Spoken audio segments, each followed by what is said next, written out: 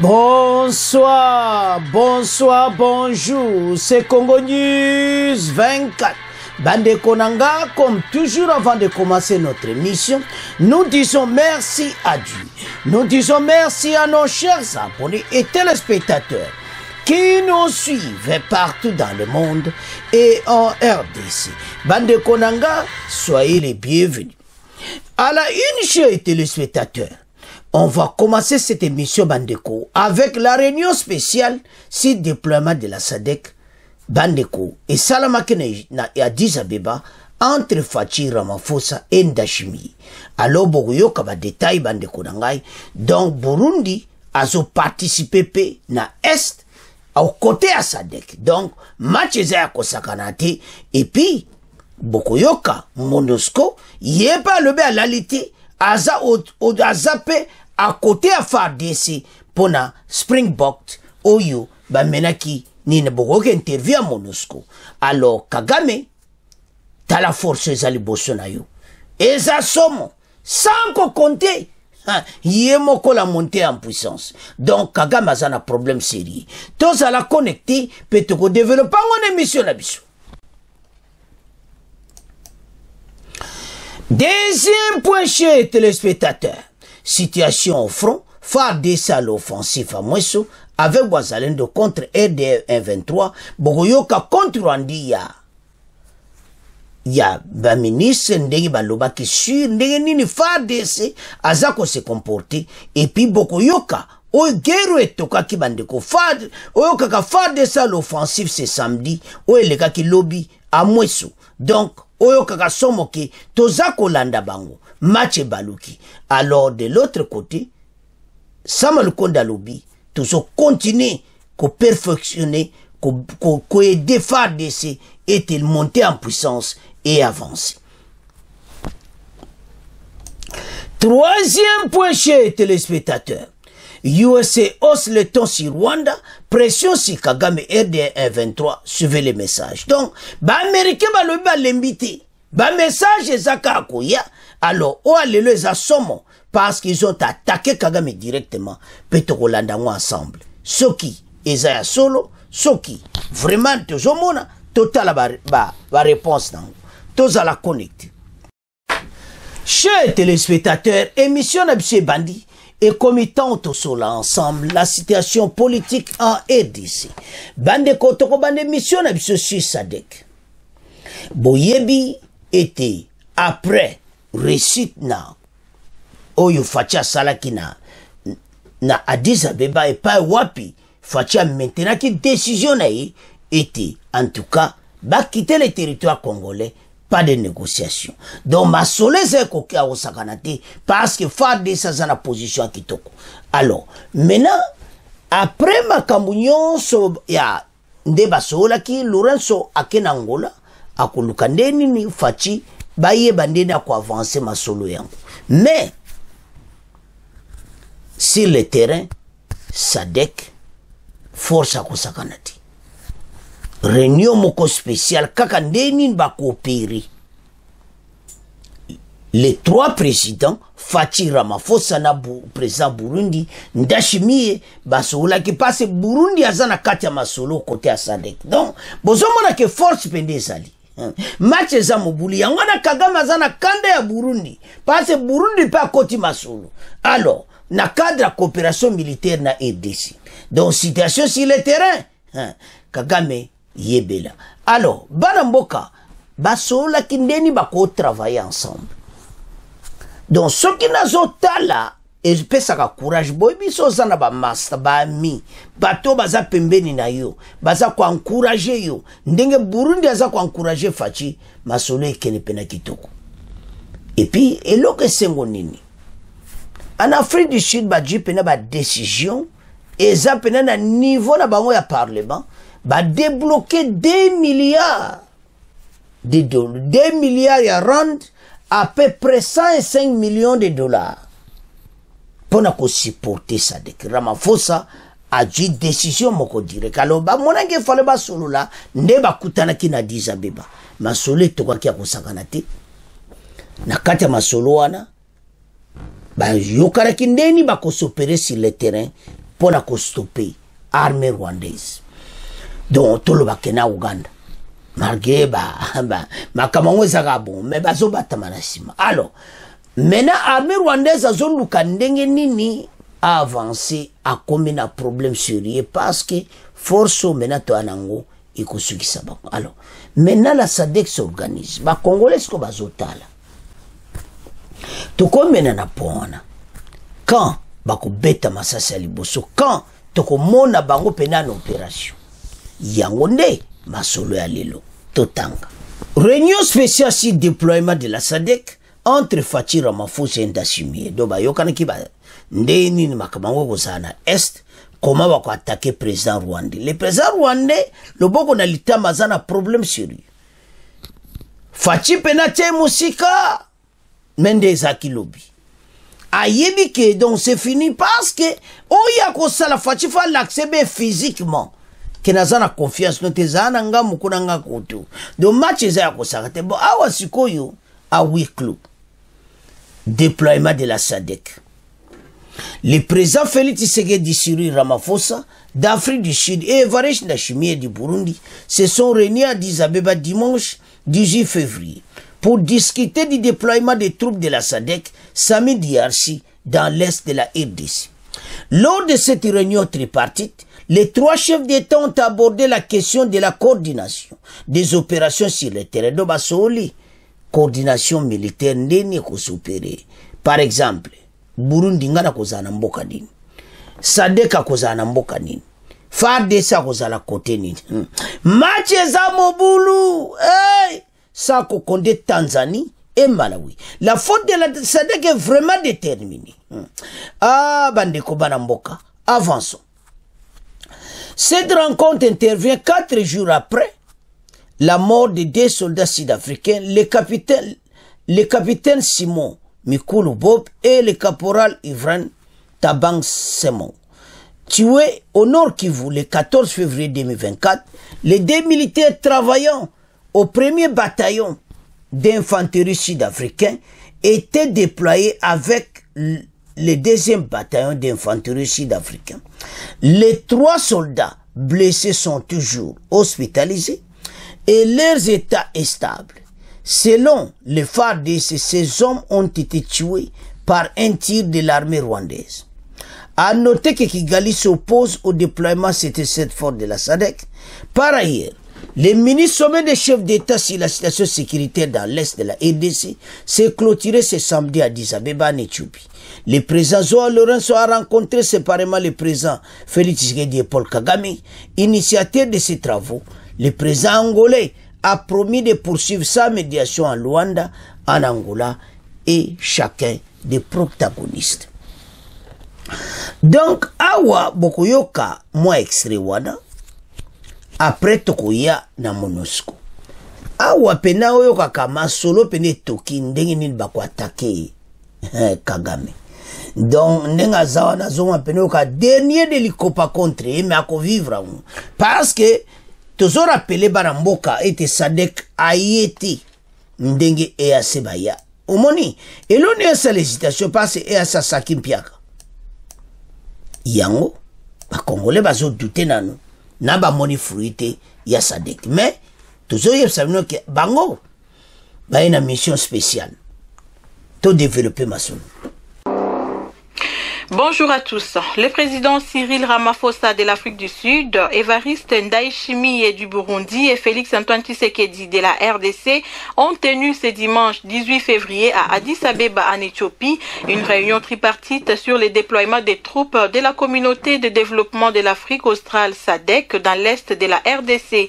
C'était en marge du 37e sommet ordinaire des chefs d'État et des gouvernements qui se tient dans la capitale éthiopienne.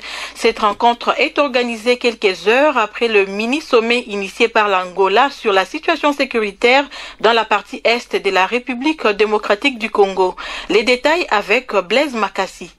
Les présidents congolais, sud-africains et burundais ont discuté sur la meilleure coordination des opérations sur terrain. Tous les pays contributeurs des troupes de la SADC, au rang desquels l'Afrique du Sud et le Burundi, restent déterminés, selon la présidence de la RDC, à exécuter leur mandat dans le cadre de la mission confiée à eux dans l'est de la RDC. Bien avant cette tripartite, un mini-sommet initié par le président angolais avait entre autres évoqué le retour à un dialogue constructif et réconciliateur entre la RDC et le Rwanda, la cessation immédiate des hostilités, le retrait immédiat du M23 des zones occupées et le lancement du processus de cantonnement de ces mouvements. Pour rappel, le 17 novembre 2023, le gouvernement congolais avait signé l'accord portant statut de la force de la SADC qui est déployée en République démocratique du Congo. Le gouvernement congolais s'engageait ainsi à mettre à la disposition de cette force les facilités diplomatiques liées à ce type d'intervention. La force de la mission de la communauté de développement de l'Afrique australe en République démocratique du Congo a pour mission de soutenir le gouvernement congolais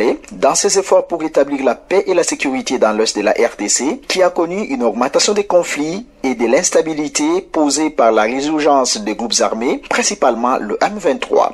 Banamboka to komina pona biso nde to tanga wana to landi biso nyonso comment baza ko sangana ndeni bako s'opérer sur le terrain. Le président rwandais a un dossier devant lui, a une situation devant lui, a yebandeni ni ako kenda makambo oyo.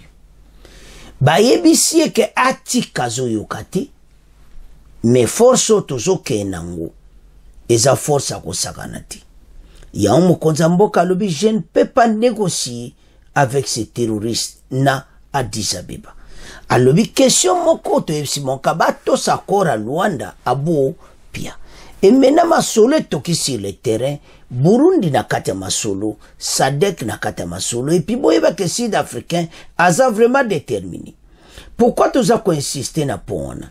Tozo mona eza mission moko différente na EAC. EAC bayaki bakomi sur le terrain comme makamususu. O Union européenne azo supporter bango boyena boyeno. Samid oyo kaka SADC ye mbonga be européen te.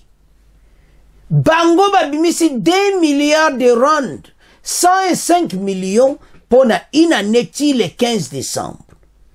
Be européen ba pesi mbongo tende ezali kaya et assez basengi mbongo na be européen ali. Masolo evandi. Be européen ba pesa bino mbongo. Bino bo attaquer sur 23. Et simbate. Alors, c'est ça. Bon monique SADC aza na formation mususu pe na détermination mususu. Alors bandeko vraiment Sud-Afrique passe à Autobax à peu près 2900 soldats. Au total à peu près 6000 cas pour na yemoko Afrique du Sud. Tango ya ko tia ba pays wana mususu do ko sakana te do effort sur le terrain. Ya to ça ba congolais que malgré notre moni fêté, on peut avoir la confiance à la SADC. Nandenge kaka ndeka baye, baomo babimisi mbongo na Afrique du Sud. Et puis boye bake, Afrique du Sud photo zana bango bien, basa membre à BRICS. Oyo ba Américain baliko yoka na matoi na bango te BRICS sangsa, la Chine na Russie, donc bango balingo yoka ngoti. Brésil, Russie, Chine, Afrique du Sud. Alors, maintenant, situation sur le terrain, Burundi a zanakati. Yamotina basoulaki, masulu. Ndeto landi na extrawan. Donc, et lo que c'est important, c'est que bango ba yena mission mususu. Donc, denge to landi wana, bo comprendre clairement, était vraiment mission exacte, très sérieuse. Donc, bango pena bako attaquer armée rwandaise parce que il fallait à la bouille et l'oni ba congolais bazo zalempe parce que où est le gars qui na EAC sala kitokoti mutu nyonso aza découragé yango ozomona ke bazo linga pena kotanga SADC mingiti ba malanku baloba si farde c'est que SADC. Pourquoi? Parce que te survivre ba déception. Mais dans la vie mutu akwa ko sisa masolo yabi tumbeza yomoko bango ba yeko edeyo mais yomoko voza na force ya onto zo ya na deuxième point force yomoko salaka kitoko Alors, tokende sikoyo na dossier ya MONUSCO. Chers téléspectateurs, MONUSCO aye koloba. Ke bayoki na réseaux sociaux, bentox ke MONUSCO jamais kosa makamba bien na mboka na biso. Yango bango baye lelo koloba na ba Congolais. Balobi biso tozo travailler à côté ya FARDC. Biso to utuko kwesa drone ya ba Rwandais na ba missile na mo balinga ba tirer to kwesi yango. Rwanda yango na kene kofunda. Comment MONUSCO a comment travailler na SADC ensemble? Pourquoi ça ko supporter SADC na logistique? Mais plusieurs morts. Mais toujours un deuxième point. Alors, maintenant sur tel arrangement na au moins clairement yango na au moins Rwanda basara qui marche en arrière parce que MONUSCO pe à côté qui masulu. Biso batutolobite toyo kasiko MONUSCO nde azo défendre parce que ba Congolais tozolo ba na MONUSCO que voilà yé a sali 25 à sali le côté bon lelo nda sali loko yangwana yé pas eko prouver totalement. Chers téléspectateurs, MONUSCO na Springbok ne bozo mona bango wana masolo na FARDC bazo sala opération ensemble. Pona bango ba mone que détermination pende sali.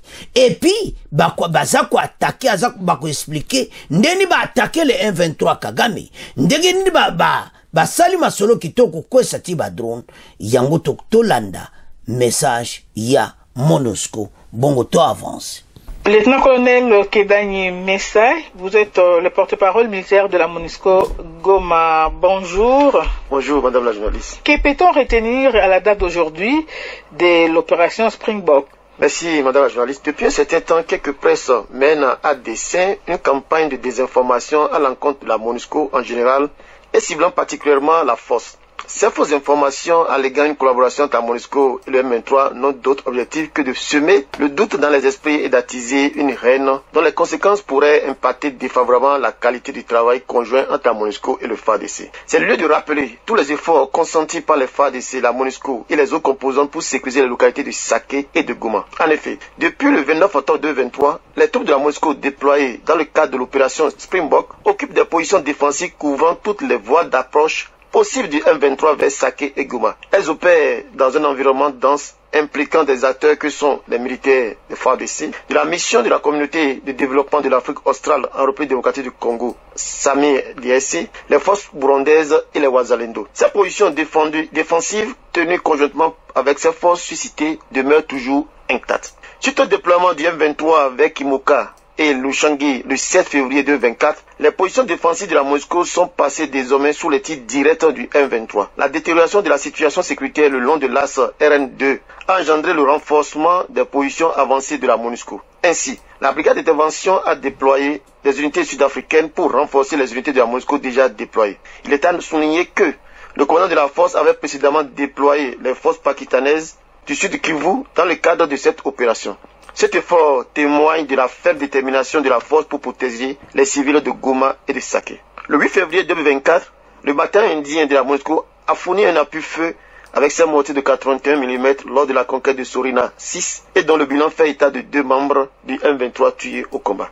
Le 10 février 2023, lors des affrontements entre les FARDC et le M23 à Mouesso, le M23 avait tiré des obus de mortier en direction de Saké, l'un atterrissant dans la ville de Saké, près d'un centre de santé et l'autre à Bombabiro. De plus, nos positions défensives près de Kimuka ont fait l'objet de multiples attaques de drones kamikazes. Sur les 5 attaques de drones armés, un drone a été abattu avant qu'il ne puisse blesser qui que ce soit. Lors de ces affrontements, le M23 a subi des pertes importantes qui l'ont empêché d'avancer et les contraindre à se retirer de certaines positions. Ces affrontements ont néanmoins entraîné le déplacement d'environ 2000 personnes de Kachirou vers Nzalé et Ziten. Pour faire face à ce déplacement massif de la population, les Casques Bleus de la MONUSCO, en étroite collaboration avec les FARDC, ont établi un couloir sécurisé en Kachirou et Nzalé pour faciliter la libre circulation des personnes et de leurs biens. De son passage à Goma, Jean-Pierre Bemba, vice-premier ministre congolais et ministre de la Défense, a mis l'accent sur les opérations menées par la MONUSCO aux côtés des FARDC pour la protection des civils. Il a rassuré la population de l'entière collaboration entre les FARDC et la MONUSCO dans le cadre de l'opération Springbok et a félicité la MONUSCO pour son travail remarquable. Il a également déclaré que la MONUSCO est partenaire du gouvernement de la RDC et travaille en étroite collaboration avec elle. Il a enfin rassuré la population en refutant catégoriquement les rumeurs répandues par le M23 faisant état de ce que la MONUSCO ne collabore pas avec les FARDC. Enfin, il est important de préciser à la population que la force MONUSCO continue de veiller à l'accomplissement de son mandat, celui de la protection de la population civile avec son partenaire, les FARDC, les inviter à ne pas croire aux rumeurs d'abandon de la ville de Saké. Alors, comment la MONUSCO apporte-t-elle son assistance aux populations, de moins ceux qui sont exposés aux attaques de groupes armés? Dans le but de remplir son mandat de protection des civils et de permettre aux personnes déplacées, notamment les femmes, les enfants ainsi que les vieillards, les forces de la MONUSCO ont établi un périmètre de sécurité près de sa base à Kichanga en vue de protéger les 25 000 civils qui cherchent refuge en raison de la détérioration de la situation sécuritaire. Elles ont permis l'acheminement d'aide médicale et l'approvisionnement en eau potable aux déplacés. Enfin, un axe sécurisé a été défini dans la zone générale Mouesso-Kachirou pour permettre aux personnes déplacées de se rendre au camp des déplacés en toute sécurité. Voilà, lieutenant-colonel Kendani Messa. Chers téléspectateurs, nous avons suivi Tolandi, commandant opérationnel ya MONUSCO, commandé ni ba supéré na FARDC. Ba le bezo sala bango pasi, comment ba congolais bazondima bango ti. Tolandi biso nyonso. Et puis ba le ba message à réseaux sociaux za lokuta, bango bazo travailler au côté à FARDC, baza au côté à Mongunati. Alors, ceux qui vraiment sont au fond du cœur, et cause la qui toque au pona mboka. Mais ceux qui vraiment sont au fond du cœur, ils ont salamawa. Et on te dit ça tout congolais, et te match na cannabis. Toye bandena koloba na batoyo, toye bibie ke toza na kanda na bango, ba umeli mi na mboka na so basale logote. Est-ce que lelo nde ba ko prouver biso? Ya wato lobi ke toza la patient total. Springboks oyope. Na si umeli pe mwa muke. Biso nto yoka kipena bo pengane bato bo sali pena yoka contre-attaque ndenge wazalendo aza kosala. Tozoya. Wazalendo na FARDC masolo kitoko. Alors, ce qu'on soto otala, vous pesa ba Congolais raison. Il n'a qu'à s'en prendre, et même parce que 25 ans, vous salez le côté. Lelo ata bosali so bosa ndenge nini soki boka attaquer 23 ndenge nini mais tout le monde a pi pas tout ça na posa na to posa guerre ici la bande kuna so bazonga na banda kuna ba mais tant que bo umela kina mboka bosali lokote abo bandi mabino ezate mais quand même to landi a expliquer nandeni bazo ouvrir ba corridor humanitaire nandeni bazana kichanga passe kuna bazana bangwa na RDF 23 et de l'autre côté bazana ki musu bazo bundisa bango baza pe na problème sérieux. Alors siko soto otala bino boza entre temps kuna boza ko edi côté bozo bunda na FARDC yango eza flou parce que bino bozo bundisa M23 soki pene eza réalité. Est-ce un 23 va se perdre bien le suboza l'ensemble nde bozana kichanga? On ne sait pas. Mais awa to linka kato me ko comprendre qu'est-ce qui se passe au juste. Est-ce que ndenge tozoke na bango ndenge MONUSCO alobi kaza ko attaquer ensemble? Est-ce que mission on a peneza na sincérité au fond de leur cœur? Bandeko ba question so tout nous avons raison en tant que Congolais. Ba umela kina mboka na biso to mo résultat. Mais ba Dieu est fort, il y a au travail. To l'a dit, ba expliquer nyonso. Mais j'en suis sûr il y aura toujours un point d'interrogation parce que selon les temps au bon ba ça la RDC il y a trop, il fallait que ba moto mon résultat mo papable on anto monite. Mais l'eau d'un toloba awa. To pesa ba ngosiko temps total. Avec Springbok so ba kosala mais là nazolo ba kola ba tikana yo ba sa mo eloti baza on bata côté kuna ka bon biso beto otala parce que ba lobby photo yo kabango totala c'est ça ndi tout ça la démocratie mais na yebiti est-ce que vraiment MONUSCO ayela biso vrai résultat yango nde eza pene oyo kaka grand masolo oyo bino bo développer bo pesa ba commentaire comment MONUSCO aza décidé na Springboks ya ko freiner armée rwandaise ba avancement na bango pe ko beta mo biloko.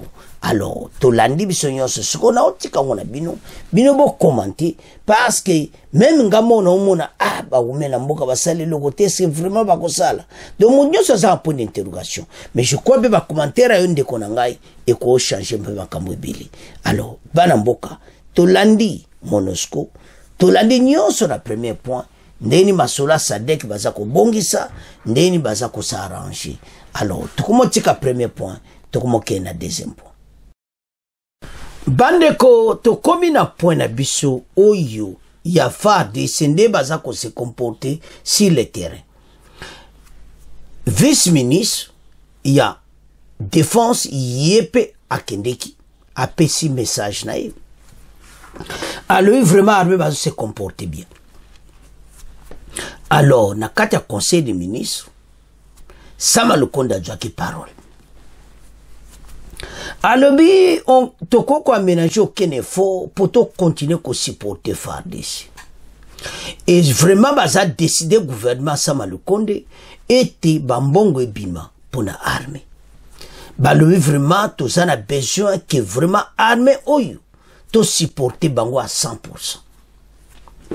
Yango tokeba na Haute Zolanda bokoyoka Sama Lukonde gouvernement koya koloba te en public boyi le kambo o eza clarté do soki tozotala so mutalobe que armée na biso bana problème botale malamu est-ce que passe pour le moment ba message tala Rwanda koti na kati ya ex-Twitter na ndenge ya muketi baza ko manipuler bato na be information lokuta tokeba.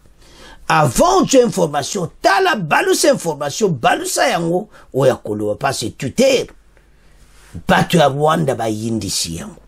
Alors, maintenant sozo tala dossier yo, okomona clairement été vraiment armé et ça bien supporté. Ngana komondima, tozo mona mekolata na bango. Tozo mona bendebal oyo kaka vraiment na uniforme sika na koma ba donc sur le terrain kitoko salaire oui tozo senga na Sama Lukonde abakse bango salaire ta baza ba domo ba toucher ta ba $500 par mois hein parce que quelle volonté et puis ba supporter ba wazalendo très bien nyonso bana posa na ngobazo. Je sais bien que baza bien supporté surtout la morale la bango sur le terrain. Alors, bandeko, Sama Lukonde a lobby clairement était toko supporter armée ou nandenga ko sakanati mbonga ko bima na gouvernement yango ba solo ba congolais ba linko yoka oyo kaka support total na FARDC oyo kaka elenga ko yoka message ya boy bana mboka quelle joie. Premier ministre a décidé na kata conseil des ministres était vraiment FARDC ça support moko oyo kaka donc tout le monde a ba que nyonso bana besoin basakoso po bando ka Congo bazolo ba mabe ba critiquer leki. Alors maintenant ba konzi ba décider les sous ko leka o alibusu ke ba mbongo pende bima totam. Situation au front FARDC à l'offensive à Mouasso avec Wazalin de contre-aider voilà deuxième partie. Et puis première partie, la situation sécuritaire, le premier ministre Sama Lukonde a dû ma décision. La situation sécuritaire qui ne cesse de se dérouler dans la partie est de la République démocratique du Congo a été une nouvelle fois abordée par le premier ministre Sama Lukonde Kenge lors de la 125e réunion du Conseil des ministres tenue vendredi 16 février 2024 à la cité de l'Union africaine. Dans son intervention, le numéro 1 de l'exécutif central a rassuré que le gouvernement de la République a pris toutes les dispositions nécessaires pour permettre aux forces armées de la République démocratique du Congo de mieux défendre l'intégrité du territoire national face à la coalition M23 RDF. Bandoka Congo Bolandia, passe bondi magate.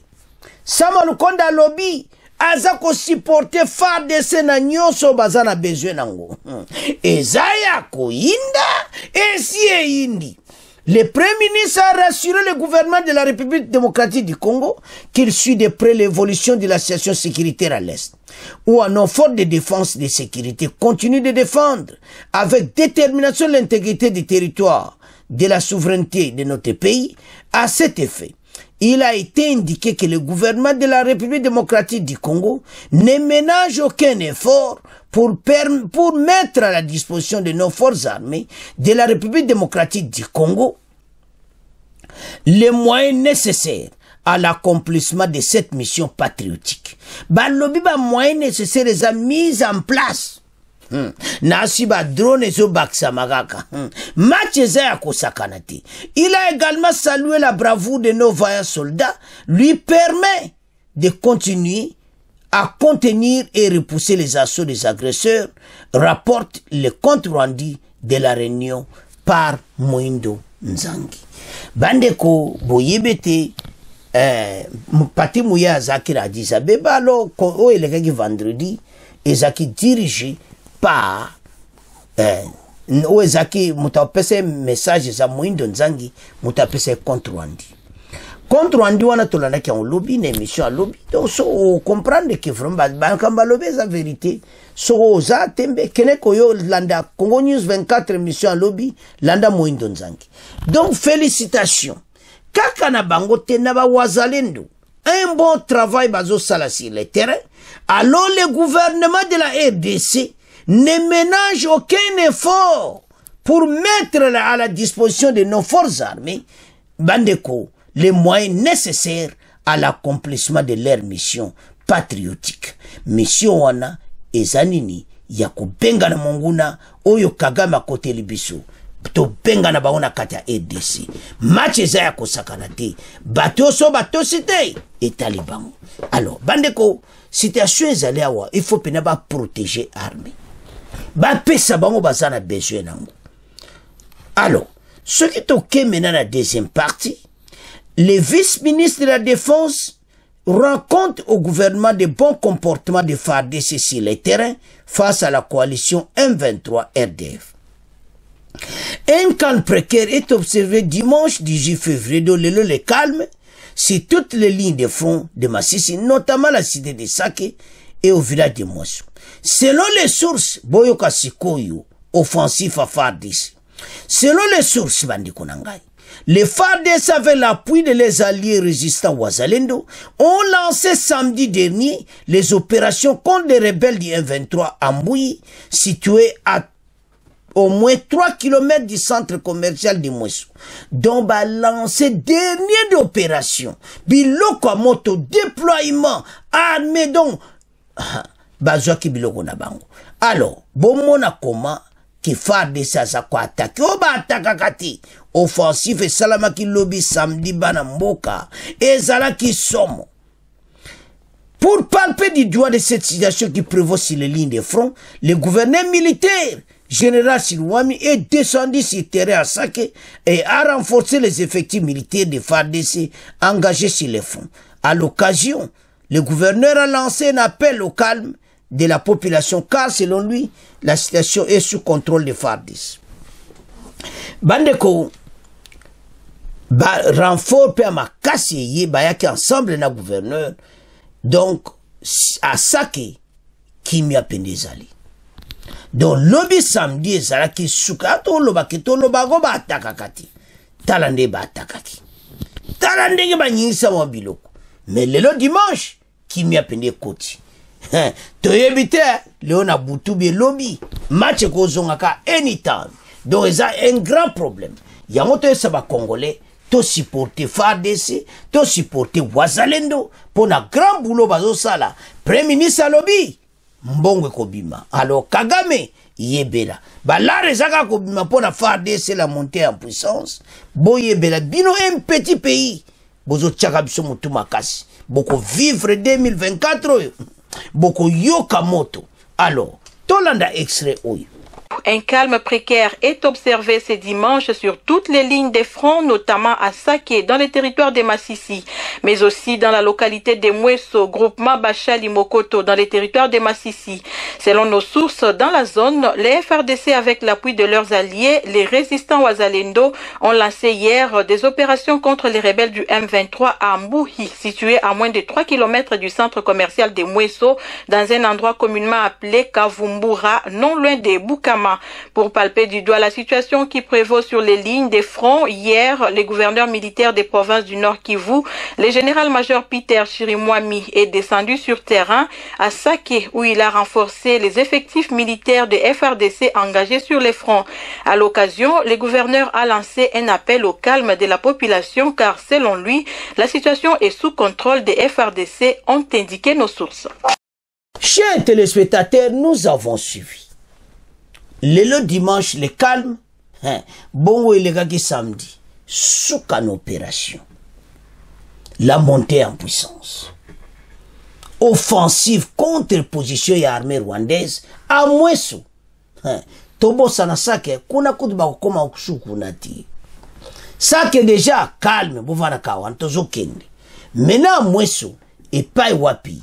Oyoka offensive à faire c'est très tôt le matin. Et puis on continue à larguer bango sikoyo. Toke ina bango. Match mena parce que tu vas te récupérer ma terrain. Alors, kakama linko koto sate, facha ebisie ke djeleza moko accord à Luanda. Bimisa batunayo. Comme ça va se avancer baké cantonnement. Chose qui ne se fera pas par Kagame. Ponaye, il n'écoute que les armes. Banamboka, bango balobi, bakobi mate, pe baotiko sala monte. Oye banda kala. Toujours na poasuka. Américain zaka ko os le tondo a osaganate. Yambalo boyo kana extende ba confirmer. Alors banamboka, ce qui te la situation tozanango pour le moment. Donc ndenge to landi ndeni faire de sa salle offensive na Mweso. C'était hier samedi. Mais c'est ça. Qu'il continue comme ça. Pas n'importe quel salle bango président bayo qui faire de sa salle offensive. Pour lui bosser ça là qui oh faire de ce kakako non. Faire de ce wana li surti. Et comme to la mukana tongo na masola sikale beta ba ombiloko. O balwa ke si yinde kaka. Bana mboka. L'armée a se comporté très bien. Bolandi assurance ya premier ministre. A lobby que va continuer à supporter le gouvernement par tous les moyens. Mbongo bimana, trésor public, faire de sa somba oazana besoin. Et j'en suis sûr, même moi, mon kio ba futaka bango, bazo soango chaque mois. Bazo assuena bango bien pour guérir to gagner. Bana mboka soki lelo makambo belezo salama ya malamu te za passe batikela ki Kagame temps tous ces dernières années et pas pour le moment. Fatia lo bai ke wane za agression à suka et bandeli pe à suka ils ne mettront plus ses pieds na kata RDC parce que tozo kolisa armée moko munene na kata Afrique centrale une armée oyo kaka massif oyo Rwandais bako vivre bakufa ke belé samedi ou avant même samedi wana bitumba oyo lekaki na Saké plusieurs morts de cadavres bazo matali konang mais bazo continuer kakobunda et le président rwandais continue à envoyer des soldats pour aller mourir au front. Alors bana mboka baza ko attaquer bango mais match ezali kaka.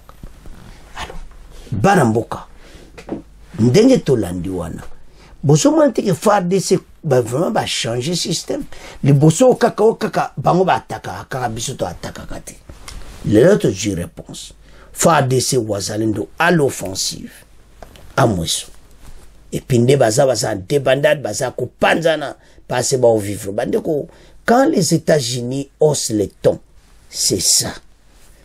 Donc oyo kaka ba panzani na ndenga mukete match yele ki bango ngai mbala oyo bakosila. Mais est-ce que le président Rwanda ko boire éponge? Mais non, n'a accepté qu'accord à Luanda. Oh makabo toki na Dizabeba accepte ça. Mais avec pression comme ça, ndengezo kende tia okatenga non. Toso ulagaka. C'est tout. Parce que bon peut pas la posa consommer problème na bango. Balinko tika mindukiti. Alors que tu peux négocier na binote parce que si tu veux négocier l'accès quoi binote vous en condition on a tout ça. Non. Alors maintenant notre armée a sa na bonne position ya ko telemisa avancer abatu oyo pe bakoyoka yango. Alors bana mboka ta la position armée komi.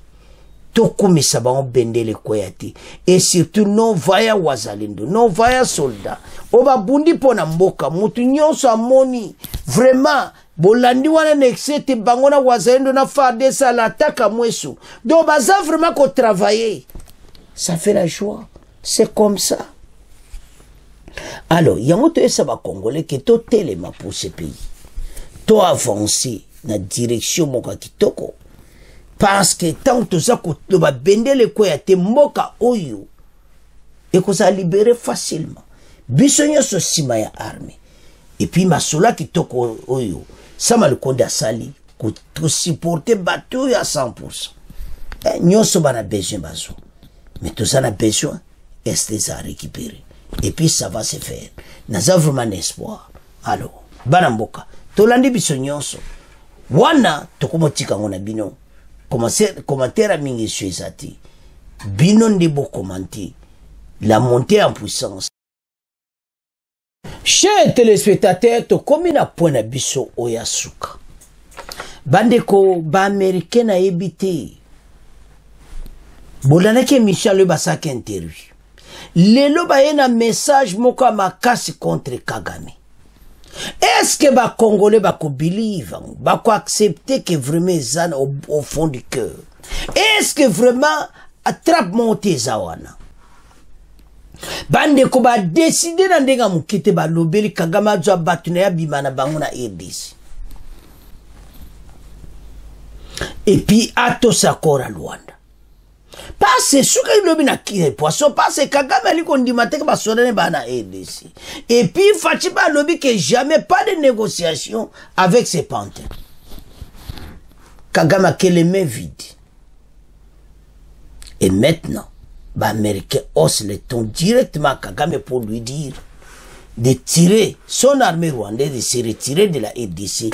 Et puis il va toucher ba po alunda ba missile sol air na bino nyoso bwana ngobo bima na kati ya RDC.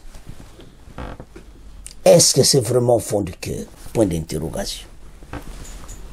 Bisone que toza na kapona ko reporter. Mais vu l'expérience, tozon di mateke ko salama.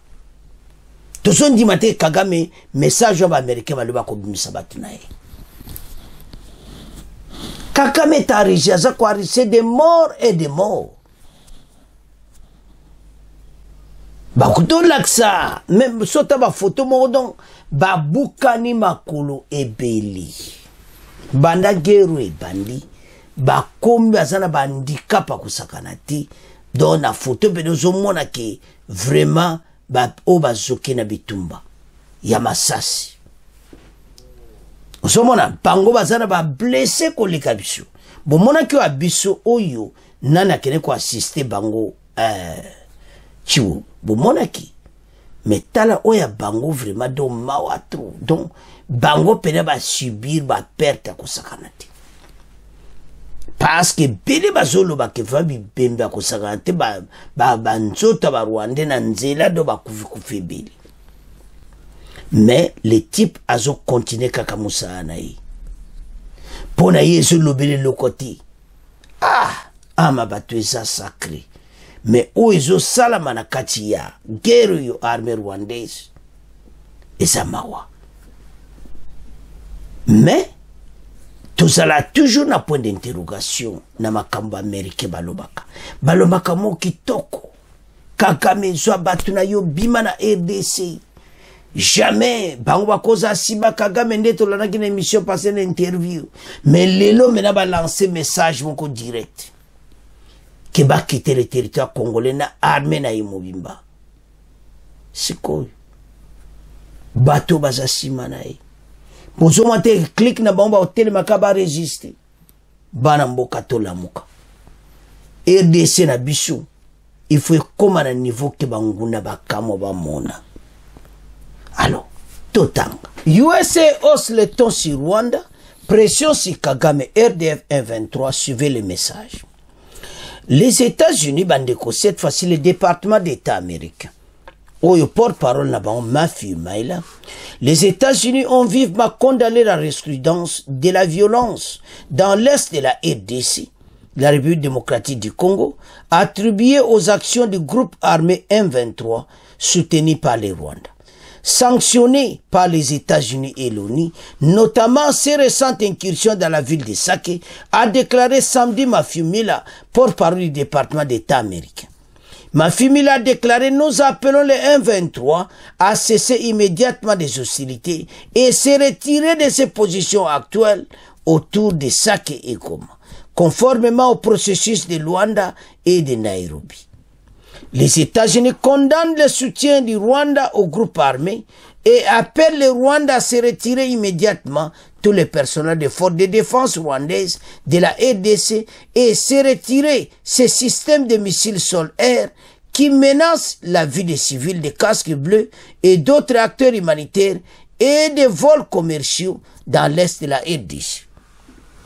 Zoka ba missile quoi atteindre même vol commercial.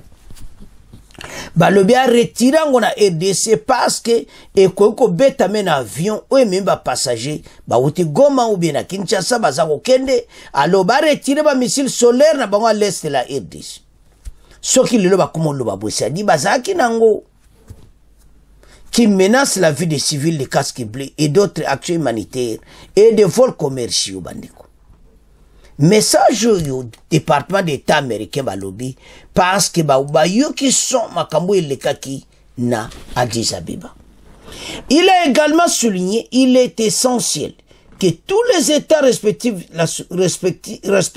la souveraineté et l'intégrité territoriale de chacun et tiennent tous les acteurs responsables des violations des droits de l'homme dans les conflits dans l'est de la RDC. Par ailleurs, le président angolais Joao Lourenço a proposé ce vendredi à Addis Abeba un dialogue direct avec un homologue de Rwanda et de RDC, afin de mettre fin au conflit que ces deux pays voisins lors des 30e conférences des chefs d'État des gouvernements de l'Union africaine. Fatina yeba kosolo la te, atos accord à Rwanda et tout est possible.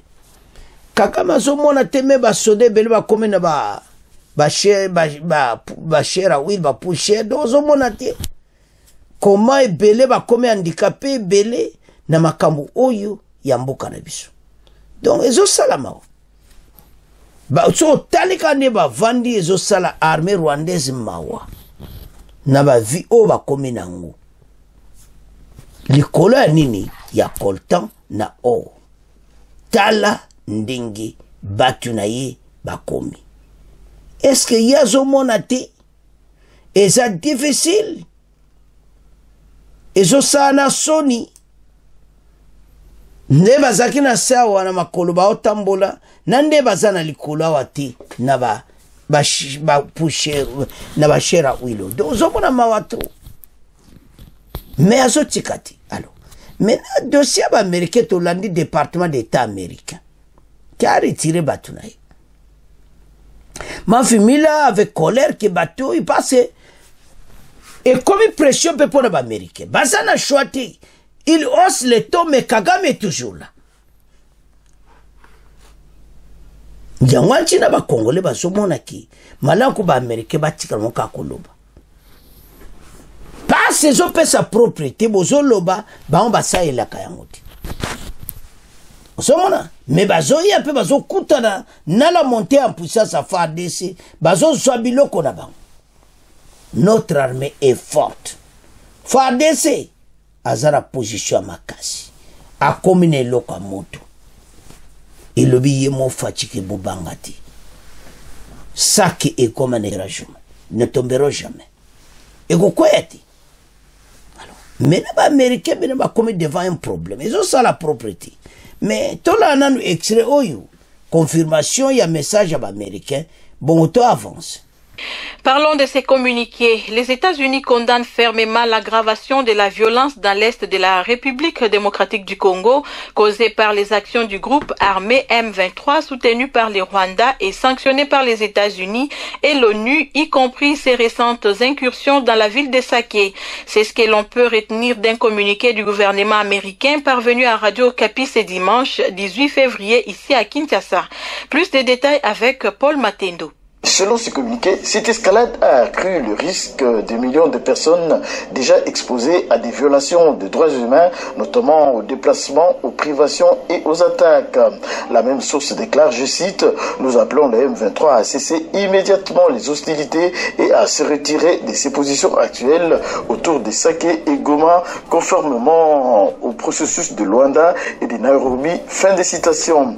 Les États-Unis condamnent le soutien du Rwanda au groupe armée M23 et appelle le Rwanda à retirer immédiatement tout le personnel des forces de défense rwandaises de la RDC et à retirer ces systèmes de missiles sol-air qui menacent la vie des civils des Nations Unies et des autres forces de maintien de la paix régionales, acteurs humanitaires et vols commerciaux dans l'est de la RDC, poursuit le même communiqué avant d'ajouter qu'il est essentiel que tous les États respectent la souveraineté et l'intégrité territoriale de chacun et tiennent pour responsables tous les acteurs des violations de droits humains commises dans le conflit dans l'est de la RDC. Le gouvernement américain continue de soutenir les efforts diplomatiques régionaux et favorise la désescalade et crée les conditions d'une paix durable en RDC.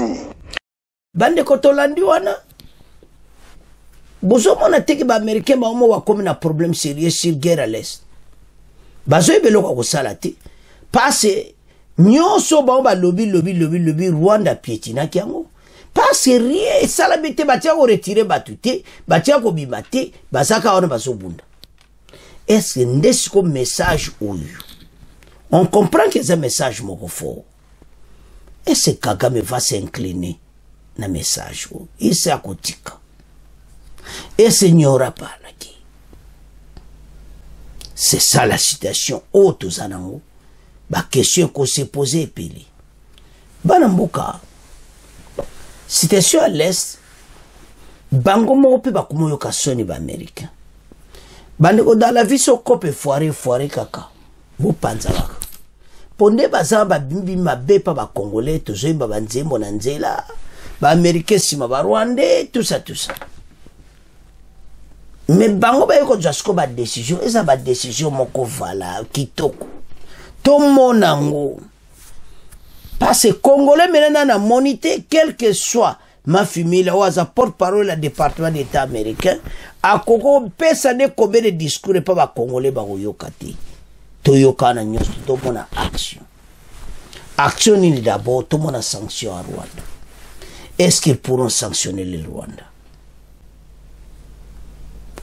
Sozo talangu moni non awa ça ne va pas. Alors bandeko basakani mingi na mboka na biso banda so de plusieurs années lelo comme étant du destiné à meka mokolo fatia simba ki flambeau mokoto libéra ki mboka o ezaka tozela ba accomplissement tout a été déjà fait quand il a remis ce pays entre les mains de Dieu et comme il a tozela ka ba accomplissement effectivement ekosalama et loko ni biso ntolo bana ba Congo eza ke situation de makore nango eza situation moko mutu nyonso en tout cas zane okuro et loko eza vrai eki biso far d'ici makambo tout toza monter en puissance to bange loko te lelo ataka gama sane ba aventure na batne abimi na été soit disant batami na eka boye asali on dirait atiki matikité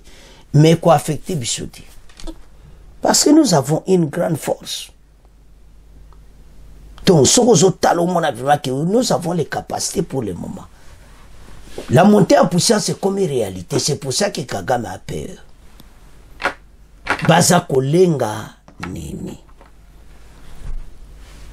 Mais baye ba eti toza déterminé bandeko armée zokola et rango ba américain ba zo se que retirer batu na yo abalobi peut retirer na ba drone na yo wana na ba biloko no to tiaki ya missile sol air retirer yango à l'est de la RDC parce que eza risque na ba avion nyonso civil o ekoleka. Alors biso zali dozotala mais sozo la évolution ngo mona ki bateau bazana problème. Parce que nous, on s'organise, on s'organise lentement la montée en puissance. Tout le message à Congolais, mais coloniaux, on va préciser la montée en puissance. Bon, là, ça va le compte vraiment, va quoi aider faire des scénarios sur bazana posanango pour tout finir guerre à l'est. Alors, Banamboka, ce que je tala au monde a clairement été, Américain va lobby mingi. Ce que Congolais dit ma kakaboy, tout le monde a une preuve. Ce qui est cadeau, tu n'as ça, tout le monde a une preuve. Parce que belele ba otala ba est-ce que vraiment ba koyo ka ba américain? C'est ça où ba américain peut comme na kanda ba moni qui ba fouiller message na moi on bazaka dur et tout ça. Et maintenant c'est sous bon. Ces pays assez à comprendre et de à comprendre comment qu'on dit là-bas tout. Derrière les passés qu'on se reprend. Et nous allons quand même se dire que tout bengani pe munguna.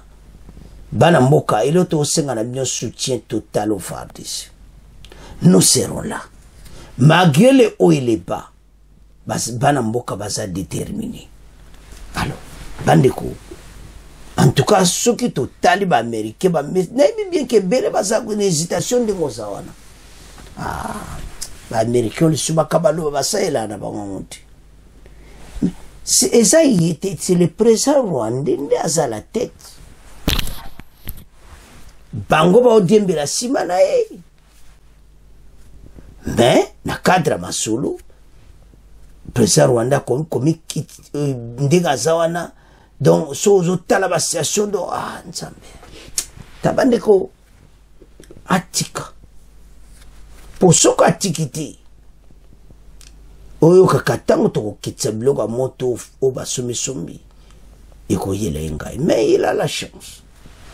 Ayo ko ba américain ba lobi ne lera ngoyo a se retirer chose oyo ngana zondi mate lobi atoya émission kutaka Kagame azana e lelo ataba pesi ba discours ndenge na ndenge toyebi ba congolais est-ce ba kondima vraiment ba américain to landi nyonso wana mais lelo zotalo lobi ah mais ngalelo monabi ba américain baza ko insister bo Kagame azotikati Azo ya kulisuka ko ya ko attaquer FARDC.